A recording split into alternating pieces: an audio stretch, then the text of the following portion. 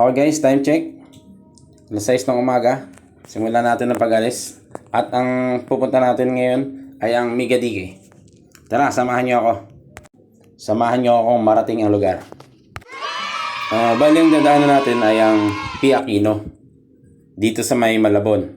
At pag sa kanto ng Ablasa, bago magtulay, kakanan na tayo. Tutumpukin natin yung daan ng Santiago. Ito na guys, makikita natin ang Ablasa Pawn Shop. Kakanan na tayo dito.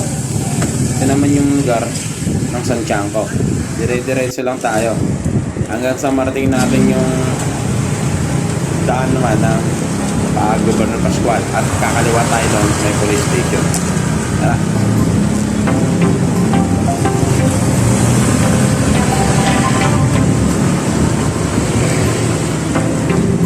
At pag marating na natin yung Governor Pascual, dire-diretsin lang natin yan.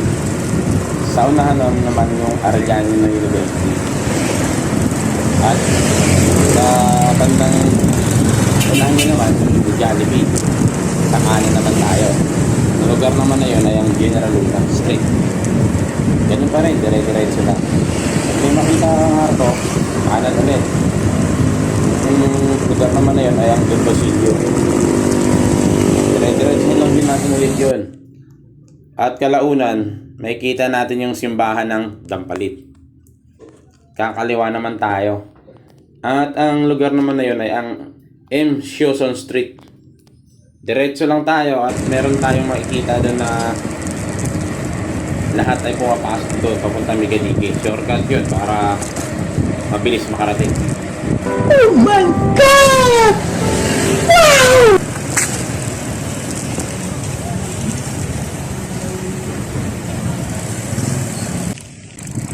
At ito na nga, nakarating na tayo. At ito yung bukana ng Migadige. Ang trail yung daan. Ayan, marami tayong nakakasalubong, mga pauwi na yan.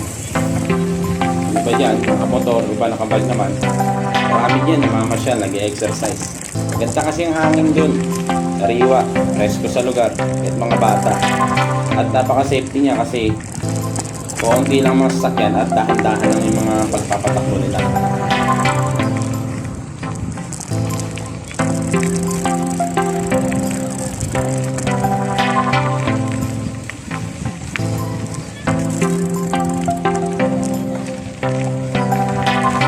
Dito may makikita pa tayong mga heavy equipments. Yan ang bako. Ibig sabihin, tuloy pa rin ang magre-renovate ng lugar.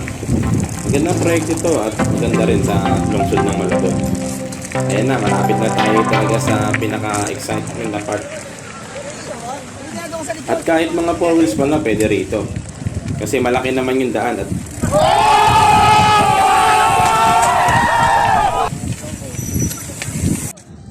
At eto, sa wakas, nakarating din. Ayan guys, oh, ang ganda ng lugar, ang linis. Ang ganda ng sikat ng araw kasi anong oras pa lang, mag-alas 7 pa lang. So ibig sabihin, nakarating tayo ng mabilis at maaga lang. Kasi wala namang traffic, linggo ngayon.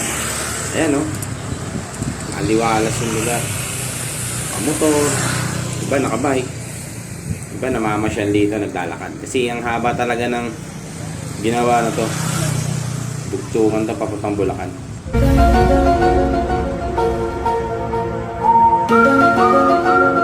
At dito sa tabi ko, may mga magkakaibigan. Tatanungin ko muna sila saglit. Siyempre ka, kanino? Shoutout AJ Baro. From? Yun lang. Hindi, tagisan kayo, tagisan kayo. Taga Malabon, Pangulo po. Pang. Ingat ya. Sige, ingat din kayo, ingat.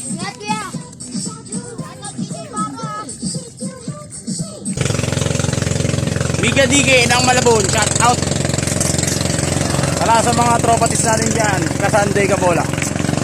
Ayun si Mano, oh. Tutuloy magpatakbo ng bangka niya. Oh. Naririnig niya ba yung ingin niya?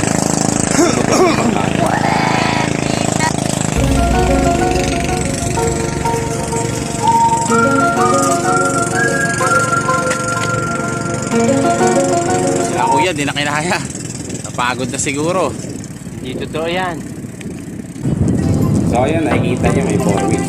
Gusto niyo rin mag-banding rito, kung may 4 wheels kayo, pwede kayo pumunta rito. Walang magbabawal. Make sure lang na hindi kayo maging makalat para na rin walang problema. Kasi wala naman tagalinis dito. At para na rin sa lugar at tulong na rin natin sa mga ibang pumapasyal dito. Self-discipline lang, ika nga. Kaya maging tulad lang tayo kung ano man yung pinapatupad nila rito. Kalat mo, pulot mo, yun lang. At dito naman kung wala kang baon, may mga mabibilhan naman dito. Ayan, sa tabi may mga nagtitinda. Bubusog ka sa mga paninda nila, di ko nga alam ngayon kung magkano. Kasi hindi ko pa natatanong. Pero kayang-kaya ng mga budget natin yun. Kasi napaka-affordable naman siguro. Kaya tara, panghapan natin. Napakahaba talaga nito. Kaya tuloy-tuloy lang tayo sa pagpapadyak.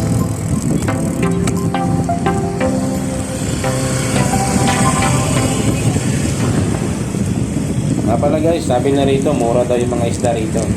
Kasi meron din sana yung mga nagtitinda, pati mga ipon ba yun, sugpo. Tsaka mga meron na rin talaba. Titingnan natin yan, mamaya tatanungin natin.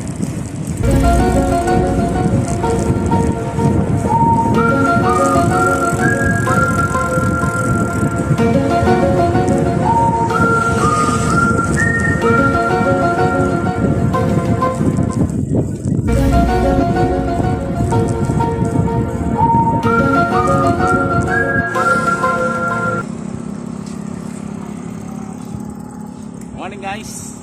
Tayo sa Migadiki ng Dampalit. At eto, bumaba muna ako. Ayan na nga yung talaba oh. Tatanungin kayo kung magkano. At eto rin naman, meron silang mga tinga rito, shades, mga pang-bikes na mga accessories, may sombrero rin. Sa mga nakamotor, meron din yan, mga t-shirt. Mamimili na lang kayo kung anong gusto nyo, kung anong magustuhan nyo. Mura lang ngayon, nakita ko sa lamin, 50 pesos lang. Eh si kuya, namimili oh. At ayan din, sa harapan ko, may tinda rin silang pagkain. Doon sa unahan, titingnan pa natin kung ano yung mga paninda nila rito. Ayun, yun sa may parang kubo, mga hipon daw yun. At mga isda. Yan. Ayan. Ayan, yung mga namimingwit pa rito. Sana marami silang mahuli mamaya para may pang-ulam, masarap. Hingihingi na lang ako. At ayan naman yung baklad ng mga isda sa palaisdaan nila. Ayan, napakalaki. Sino kaya may-ari? subukan. Masisira At ito mga nakakasalubong ka naman, mga pauwi na to. Kasi maaga pa lang or halos madaling araw nandito na. Naabangan na lang yung pagsikat ng araw. Ang ganda kasi tingnan dito eh. Ayan yung view nyo. Tapos yan, nag-inis na naging lugar. Sa mga guys, sa mga hindi pa pala nakapag-subscribe ng channel ko, huwag kalimutan. Subscribe nyo at huwag nyo lang kalimutan. Nandito may ang bottom bell para updated kayo sa mga video ko. Pwede rin kayo mag-comment. Sabihin nyo lang kung anong lugar yung pwede punta, pasyalan maganda. Kaya nga ba din ng bike? Kakayanin. Tsaka ng tuhod na rin kung kaya. Kaya may kayabangan to. Dito naman sa may bandang baba, may mga naglilinis kasi sa gilid ng ito ay may mga basura pa. Siguro inaanod kung saan parte ng lugar. Ayan, nasa baba sila. Siguro sila yung mga naatasan dito at siyempre may bayad siguro. Ayan sila. Kaya sana yung iba, pakiusap ko naman, makiisa rin kayo at huwag na rin tayong magpabaya sa sarili natin. Kung may nakita tayong kalat na medyo kaya naman natin damputin na lang din natin para makatulong tayo sa lugar. Wala na, finish na. So guys, hanggang dito lang muli yung video ko. Pupuntahan ko muna ibang lugar. Dire-diretsahin ko pa kung hanggang saan yung marating to. Para makapaglibot-libot hanggang maganda pa yung sikat ng araw. Maraming salamat at ingat lagi!